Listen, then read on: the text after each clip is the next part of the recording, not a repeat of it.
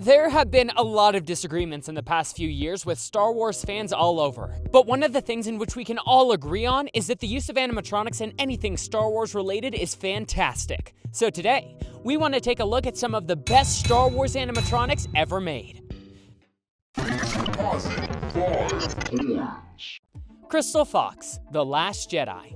Since the trailer for the movie came out, these creatures stood out as very impressive and also beautiful. The Crystal Fox, or Vulptex, are some fox-like creatures that live in Crate. Vulptex are specifically adapted to its environment by feeding off Crate's mineral surface. This diet has caused the creature's fur to become crystalline, like the planet itself. The creatures were designed by Aaron McBride, and the name Vulptex came from Lucasfilm Story Group member Pablo Hidalgo, who galacticized vulpes, the Latin word for fox. To design these creatures, Neil Scanlon's team took inspiration from crystal glass chandeliers and, of course, from many different species of foxes, like the Arctic fox and the red fox. The best part about this whole process was that they used a dog for the inspiration. They made a suit covered in clear drinking straws and put it on the dog to get an idea for the movement of the crystal fur. From there, the Creature Shop used that information to build animatronic puppets, with more than 2,500 crystals that could perform in scenes with live actors, while separate static models were constructed to be digitally scanned for animators. These creatures are not only part of the fauna of Crate, but also have a very important role in the movie, and they are without a doubt some of the cutest and most elegant creatures in the whole galaxy. Babu Frik. Sadly, the Skywalker Saga came to an end this past December, ending more than 40 years of fantastic adventures and stories. For many of us, this movie was a wonderful way to pay tribute to the legacy of one of our favorite sagas. And one of the ways this trilogy did that was by bringing back practical effects and animatronics to tell the story. In The Rise of Skywalker, many new characters were introduced, but without a doubt, the one that stole fans' hearts everywhere was Babu Frik. Okay, that's going to be a problem. Hello, I'm Babu Frik. Babu Frik is an Anzellan droidsmith who works among the Spice Runners of Kijimi. He's an accomplished hacker and can reprogram or modify virtually any droid, regardless of any security measures protecting its systems. He was first revealed during the 2019 Force Friday merchandise reveal, but people really fell in love with him after watching the film. Babu Frik is an animatronic character created again by the Star Wars animatronic master, Neil Scanlon. This team managed to create a new cute and endearing character that joined the ranks of cuteness along with R2-D2, the Ewoks, Porgs, and most recently, Grogu. To create this character, the team sculpted and created a tiny puppet animatronic that looked interesting and weird at the same time. Babu Frik is voiced by Shirley Henderson, an actress famously known for playing Moaning Myrtle in the Harry Potter movies. The joint work of the Scanlon and Henderson team makes Babu Frik an unforgettable character, and successfully one of the cutest in the history of cinema and animatronics. Other creatures and droids on Batuu. There are many animatronics you can find in Batuu. The main ones are in the rides and in stores, but you can also find many others walking around the land. If you're a fan of the Rebel series, you will probably remember these cute little creatures called Lothcats. In the creature stall, you can find one of these creatures asleep in its cage, with its toys and all. This animatronic might be simple, but its breathing and tail movements make it seem so real. In the Droid Depot, we can find lots of Easter eggs and details, but one of the coolest aspects of this place is that it has two astromech droids, an R and a BB unit, and they seem to have their colors inverted. The R unit has orange details, while the BB unit has blue details. These animatronics move and make noises, and they make the experience so much more immersive. Last but not least, if you find yourself thirsty inside Black Spire Outpost, head over to the land's water fountain. There, you'll find the slimy, tentacled Dianoga. This creature was first seen in Star Wars A New Hope, when it attacked Luke Skywalker in the Death Star's trash compactor. When guests stop for a drink, they might see the eye of a Dianoga, nicknamed Tiny, pop up inside the water tank. There is also a juvenile Dianoga in a tank at Dok-Ondar's Den of Antiques. Hondo Ohnaka, Smuggler's Run. Millennium Falcon Smuggler's Run is such a fun ride. It's a dream come true for anyone who always wanted to fly the Millennium Falcon. You get to climb aboard the fastest hunk of junk in the galaxy and take complete control of the ship. The queue line starts at the maintenance hangars of Ohnaka Transport Solutions, where we can see the full-size Falcon parked outside. Here we find Hondo, who tells us what we need to do. The audio animatronic of Hondo Ohnaka is so impressive. It's definitely one of Disney's best. It's an A1000 figure, the same type as used for the Na'vi shaman of Song in Na'vi River Journey. He's incredibly fluid, and his range of motion is very impressive. It was a very interesting choice to not only include a character from the Clone Wars series in Galaxy's Edge, but even more so to give him such an advanced audio animatronic. It's a real treat for fans of the series to see this kind of inclusion. The Fathiers. The Last Jedi is, without a doubt, one of the most controversial Star Wars movies ever made. But even the biggest haters can't deny the fantastic job the team made with the movie's creatures. The Last Jedi brought back and created many loved and impressive creatures in the world of Star Wars. An example of these creatures is the Fathiers. These creatures were brought to life thanks to the joint work of Neil Scanlon's Creature Shop and the visual effects team of Ben Morris. Many people have described the Fathiers as space horses, but there were also many other characteristics taken from other animals, like greyhounds and cheetahs. Rian Johnson always pictured a type of horse animal with the qualities of a lion, so the team worked on the designs to create this perfect mix. They came up with the Fathiers, an 18 feet tall and long creature. A practical version of the Fathier was made, which can be seen in the film the first time we meet one of the creatures in its stall on Canto Blight. This animatronic was built and carefully guarded so that Kelly Marie Tran did not see it until the day of filming. The team hid the animatronic inside of the stable and called Kelly Marie into it. Then they moved the head of the animatronic forward and captured the moment and the reaction of Tran. Her reaction was so natural that even a tear escaped from the actress. The animatronic is handled from behind on a special platform hidden in the dark. There are also special controls for the mouth, the eyes, the eye blinks, the ears, the minor tweaks in the nose, the jaw, and the flaring of the cheeks. The foam latex skin that covers the mechanics was covered in thousands of hairs, punched in by hand, one by one. This animatronic also helped the VFX team to create the Fathiers that we see running around the casino, escaping. We love these creatures and definitely think they're one of the cutest creatures in the Star Wars universe. 8DJ8, Ronto Roasters. One of the many places to grab a bite in Black Spire Outpost is Ronto Roasters, a quick-service restaurant specializing in exotic meats. The owner, A.K.A, is a massive fan of the pod races in Tatooine, and he drew inspiration from that when creating the space. Pod racing flags hang off the walls, but what's easier to spot is the way the meat is cooked at Ronto Roasters, using a reclaimed pod racer engine. A former pitmaster droid, an 8D series smelt droid named 8DJ8, turns a slab of Ronto meat on a spit in the middle of the restaurant. Rontos are, unsurprisingly, native to the desert planet Tatooine. 8DJ8 may not be as impressive as the other figures in Galaxy's Edge, but he adds some unexpected lore and breathes life into the space. Dok-Ondar.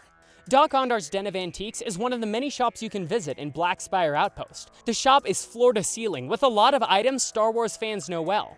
Mandalorian helmets, Jedi holocrons, blasters, and more.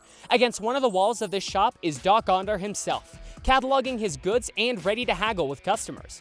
Dok-Ondar is one of the animatronics with more fluid and realistic movements at Disney parks. This animatronic debuted when Galaxy's Edge opened, and we were marveled at how unique the character is. Dok-Ondar is an impressive audio animatronic for both his movement and size. The large Ethoran doesn't just demand attention due to these factors, though. He also interacts with shop attendants throughout the day. He even stands up once in a while to keep an inventory of his treasures. C-3PO, R2-D2, and other droids. Star Tours, the adventure continues. Star Tours The Adventure Continues is an awesome simulator that takes us on a turbulent excursion trip across the galaxy. The ride uses state-of-the-art technology, like digital 3D video and in-cockpit special effects and music. But just because the ride itself is a flight simulator, that doesn't mean the Imagineers didn't work in some of their audio animatronic magic. It all starts in the queue line, where we're space tourists inside a spaceport terminal. We can find posters advertising trips to different planets, a scene informing ride statuses and weather forecasts, and some more advertisements promoting the benefits of booking flights with Star Tours. And we can also find lots of animatronics here. Of course, what catches our eye first are the C-3PO and R2-D2 animatronics that we find as soon as we enter the queue. They seem to be making the final adjustments to the Starspeeder 1000 we're about to board. Then, even though not too many people notice them, we can find two Mon Calamari officers interacting with one another in a control room above a hangar at the spaceport. Also, Imagineers are known for hiding Easter eggs all around the parks, and the Star Tours queue is no different. Just as we enter the cargo bay, we can find Captain Rex, the Starspeeder pilot from the original Star Tours attraction, who, in accordance with the timeline, has not been used yet, and is therefore being sent back to a factory as defective. He occasionally has a power surge and delivers a line or two from the original attraction.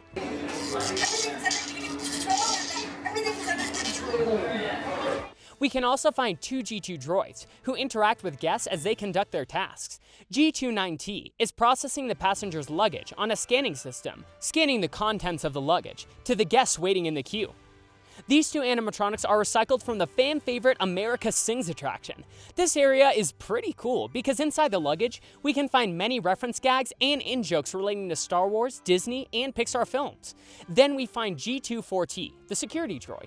He is quite rude and gets yelled at for insulting guests and telling them things about Star Tours' rough past. Kylo Ren, Rise of the Resistance. Rise of the Resistance is a technological marvel and one of the most advanced and immersive experiences ever achieved by Walt Disney Imagineering. The ride features multiple ride systems, including motion simulators, trackless dark ride vehicles, and a version of Tower of Terror's dropshaft. It has holograms, projection effects, 65 animatronics, and many more effects. The ride is set in a military outpost that the Resistance has set up. Guests become recruited by the Resistance and take part in a battle with the First Order. And even before entering the actual ride, you are entirely immersed in the storyline. Before boarding the ride, we pass through 4 different pre-show scenes. In one of these scenes, we board a transport flown by a very impressive animatronic Lieutenant Beck. But not long after, it is intercepted by a First Order Star Destroyer. A tractor beam pulls the transport into the destroyer, where we are greeted by First Order officials and quickly taken down the hallways into detention cells. This is where we first encounter Kylo Ren, who, along with General Hux, enters the detention cells and interrogates us. This is the first of several encounters we have with Kylo Ren, but there are 2 awe-inspiring encounters with Ren in the form of animatronics. The first time we see Kylo as an animatronic is when we enter a room where he is talking with General Hux. They are both standing on the bridge. The Kylo animatronic turns around quickly and swiftly in an impressive manner. He looks very imposing and menacing. He lets us know that our escape is brave, but hopeless, because there is nowhere to run. This is when the chase led by Kylo Ren begins. We see him in different forms, but the final encounter is the most impressive. We enter a room where we are about to escape, but suddenly the doors close, and our vehicles turn around, and we see Kylo. The Kylo Ren animatronic is exceptionally lifelike. He uses the Force to push and pull the trackless vehicles back and forth, all while we see the battle still raging out in space. A fighter crashes just behind Kylo Ren's position, leading to an explosion, and a hole is blasted into the wall, which causes Kylo Ren almost to be blown out into space as debris falls over him. There are lots of amazing animatronics in this ride, including BB-8, Finn, and General Hux. This ride is definitely a technological marvel. RX-24, or Captain Rex, Star Tours. The original Star Tours was advertised as the ultimate Star Wars adventure, where you were supposed to be a space tourist about to visit the forest of Endor via the Star Tours travel agency. The captain of our Starspeeder was the infamous RX-24, or Rex. He is an RX series pilot droid who works for the Star Tours travel company, where he pilots a Starspeeder 3000 spacecraft. Rex is no ordinary pilot, and thanks to his abilities, we got to enjoy a crazy fun ride through the maintenance room, an asteroid field, a battle against the Empire, and even the destruction of the 3rd Death Star. Rex had 3 clawed arms, which he used to manipulate starship controls. His photoreceptors were blue, unless illuminated, which made them shine with white light. The broader sections of his chassis were burnished metal, trimmed with gold and purple. Between these were narrower sections in black. Rex's clawed fingers, upper anterior facial plating, and vocabulator were also gold. Rex was brought to life by Paul Rubens, who made Rex an important and loved character from Disney parks thanks to his charismatic and fun personality. On August 14, 2010, Walt Disney World hosted the Last Tour de Endor event, exclusively for Celebration V attendees. The event included George Lucas, character appearances, and the Star Tours shutdown ceremony that was a live show with Star Wars characters, culminating in the official power down of the original Disney World Star Tours attraction. The ride was still open after the shutdown ceremony until September 7, 2010, when the attraction held its final flight to Endor, exclusive to D23 members. Star Tours was replaced by Star Tours The Adventure Continues. This new adventure takes us to many different places. It has more than 54 different combinations that take us to different planets on each and every ride, so you're unlikely to ever get the exact same ride twice in one visit. The attraction was also changed to ultra clear 3D. Sadly, we lost Rex as captain in this refurbishment, and we can now find C-3PO. But thankfully, this was not the end of one of our favorite Star Wars animatronics. DJ Rex. So as we said before, when the original Star Tours was changed, fans were sad to see one of their favorite Star Tours characters gone. RX-24, also known as Rex, disappeared and was only seen as an Easter egg in Star Tours The Adventure Continues Q, where he is being packaged for transport with a sticker that shows that he is defective. He sometimes malfunctions and uses dialogue from the previous version of Star Tours. Let's take a look at Rex's backstory. Rex is an RX series pilot droid manufactured by Rubens Robotic Systems. Nobody knows why or how RX-24 made a career change, but years later, he was sent to work as a pilot for a tourism agency. Set to captain the brand new Starspeeder 3000 on its maiden voyage to Endor, Rex climbed aboard and promised passengers a smooth flight. In perhaps the biggest PR disaster in Star Tours history, many things went wrong. After losing his job, Rex crash-landed on Batuu, where he was picked up by a droid depot worker named Mubbo and reprogrammed into a DJ. He was traded to a local cantina owner, Ogagara, to settle a previous debt. Now going by R3X, he can now be found at Oga's Cantina in Black Spire Outpost. The original Rex was voiced by Paul Rubens, who reprised the role in Rebels and also came back to voice DJ Rex in Galaxy's Edge. DJ Rex's mixes and phrases make him an awesome DJ. This is, of course, an all-new animatronic that has such fun and impressive movements, and it is so fun watching him play. BB-8, Rise of the Resistance. When the Star Wars Force Awakens dropped for the first time, it was a worldwide phenomenon. The whole world was excited to see what happened next in one of the most famous sagas of all time. And one of the things that people were most excited about was the new characters. These new characters included a new super cute droid that, even though it only appeared in a total of 3 seconds in the trailer, made everyone fall in love. People were excited to see more of this droid, and what made everyone more anxious to see it was that it was announced that BB-8 would not be a CGI character. When he started working on Star Wars, one of J.J. Abrams' top priorities was to go back to original sets and practical effects, and BB-8 would be no exception. So he joined forces with Neil Scanlon to create the animatronics that would appear in The Force Awakens. Creating BB-8 was a challenge. J.J. Abrams had created the concept for this droid on a napkin, and he wanted this design to work. So a special animatronic that moves on something of a pivot was created. This animatronic has an axle through the middle and rocks from side to side, meaning that he has to turn to roll in a new direction rather than just shift his momentum. The puppet version of the droid has a two-handed brace for control, one for the motion of the lower body, and one for the orientation of the free-floating head. On some other occasions, other robotic BB-8s were used, but rarely the ones with entirely autonomous movement. When BB-8 was moving at higher speeds, the animatronic was guided by an attached motor unit that controlled its direction, which was digitally removed from shots in post-production. In total, 7 different BB-8s were used in the filming of The Force Awakens, each with varying levels of puppeteer control. But the most impressive BB-8 animatronic was the one that was created for the red carpet premiere of The Force Awakens. This animatronic was a fully functioning, free-rolling robot that did the press tour without human assistance. To do this animatronic, the team used tech similar to what the Sphero robots use. This animatronic uses a gyroscope to determine which way is down and 2 wheels to move the sphere from side to side. When Rise of the Resistance opened, both at Hollywood Studios and Disneyland, we were all happy to see that Imagineers had added not 1, but 2 BB-8 animatronics to the ride. First, in the Q pre-show, guests find BB-8 who is waiting for a transmission from Rey, who then arrives and explains that a group of Resistance agents, including Finn, have boarded a Star Destroyer that is en route to the Batuu system. Believing the base to be no longer safe, Rey explains that guests will be boarding transports to rendezvous with Leia Organa on Bakara. Next, guests go out in order to board this transport, and BB-8 appears again, this time on Poe Dameron's X-Wing. BB-8 is without a doubt the cutest droid in the galaxy. Grogu, A.K.A. the Child. Spoiler alert. In 2019, we featured the cutest and enigmatic animatronic, known at the time as the Child, or Baby Yoda. Little was known about the character's background story, but today we know that his name is Grogu, and that he was present during the horrible events of Order 66. But not only that, thanks to Disney+, we also know a lot more technical information about how this fantastic animatronic was made.